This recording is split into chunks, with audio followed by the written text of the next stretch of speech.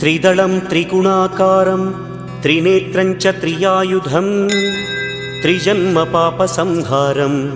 एकबिल्वं शिवार्पणम् त्रिशाखैः बिल्वपत्रैश्च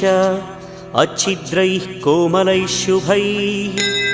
तव पूजां करिष्यामि एकबिल्वं शिवार्पणम् कोटिकन्या महादानं तिलपर्वतकोटयः काञ्चनं शैलदानेन एकबिल्वं शिवार्पणम् काशीक्षेत्रनिवासं च कालभैरवदर्शनम् प्रयागे माधवं दृष्ट्वा एकबिल्वं शिवार्पणम्